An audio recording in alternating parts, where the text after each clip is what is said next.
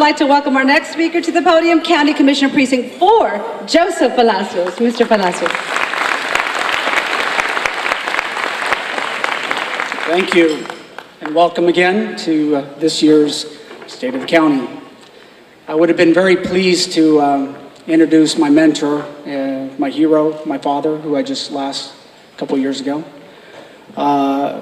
But as well as my mother, she's not here with us today. She's had knee surgery, she's recovering. But I am pleased to announce probably the next mentor that's obviously taking the reins of my father is my brother Rick Palacios, who's in the audience, as well as two of my uncles who always remind me of the words of my father that in every day we must earn the respect of people. And that's the type of administration that I've tried to have, being in office now a year and a half. But I am very humbled by the attendance of many elected officials throughout Hidalgo County. I'm very appreciative of the dedication and service that you give your constituent base, and obviously for the benefit of our community as well. I do want to acknowledge the court. It's been a pleasure working with them. We have not agreed on everything, but we have at least agreed to disagree at sometimes. But we do give each other the greatest respect and dignity, which I'm eternally grateful for their cooperation, at least as we're going through week by week. But this presentation is not about me. It's about 104 employees that I have there at the precinct. I do want to acknowledge some of them that I have in the audience there over here to my left. They're the best I could ever ask to come work for me. We've been trying to adopt the non-status quo, figure out how we're going to be able to run precinct operations as a business, and I'd like to say that we've been able to do that. Some of the things that we focused on most was cleaner communities. In our precinct, we have 457 colonias in our precinct. We do have collection stations throughout the precinct that are free of charge to our general public. Some of the initiatives that we have been working on is working with Arise and Lupe to assure that we're providing cleanup services for those colonias. In 2011, we collected 21,000 tons of trash, 67 tons of tires from over 70,000 rural households. Some of the stuff that we've been able to do is we've just purchased and implemented a new incinerator into our operations at our brush site on Davis Road, which has allowed us to burn unlimited amounts of brush, which obviously exceed the current demands that we do have. We turned around and also implemented a barcode system in our collection sites. We constantly want to be abreast with our users, finding out the frequencies, finding out where they're at, and hopefully if there's enough data, if there's other collection sites needed closer to their residents, we're looking at possibly providing that type of service. In enhancing the quality of life, we focused on our parks.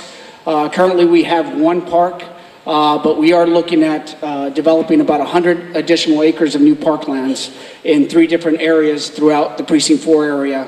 And the idea is that we want to obviously offer the kids and the families in our rural residents the same type of services that the city of McAllen and the city of Edinburgh provide to their constituent base, their taxpayers.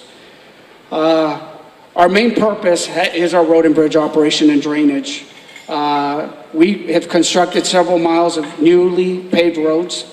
We maintain 640 roadway miles. And we have worked very closely with the MPO and the RMA, and I know we have Andrew Cannon in the audience.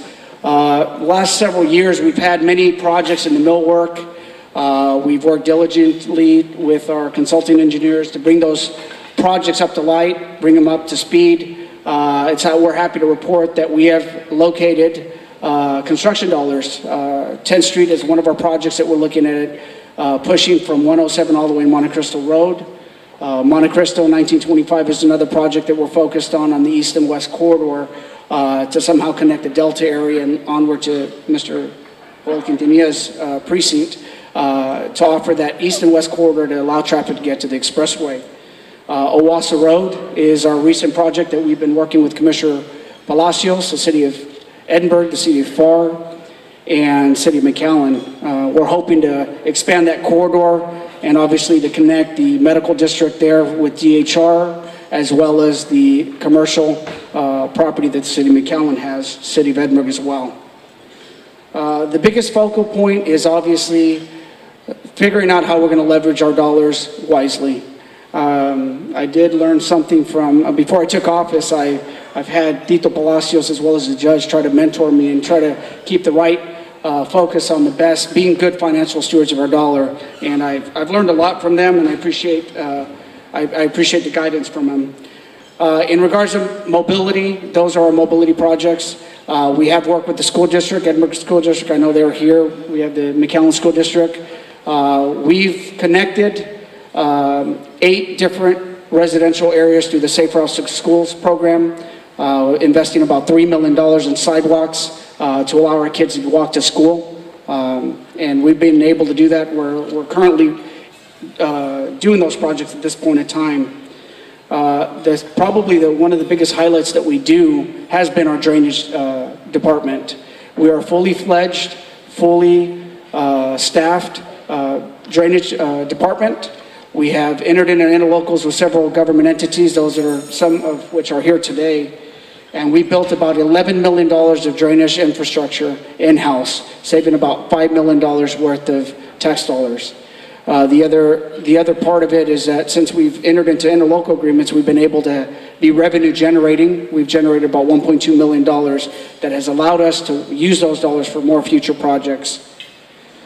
Some of the things that we've been able to do is retention ponds. The San Carlos area, who's deeply affected by Hurricane Dolly, we've been able to build about 300 acres of drainage retention facilities that are able to prevent future flooding in that area. The biggest thing that I decided to do when I came into office is somehow build partnerships. And I'd like to say that we've been very successful in working with the City of Edinburgh. Currently, we're working on an effluent line system where they're able to partner up with the county, do the excavation and the laying of the lines of their effluent line to an outfall, saving obviously the residents of Edinburgh some tax dollars, do it at a discount. At the same time, we've been providing it to revenue generating for the precinct. We enjoy working with our partners. We always enjoy figuring out how we can do it cheaper, wiser. But that's probably some of the highlights of what Precinct 4 has been able to do. But as we continue on, we're going to continue operating as a business.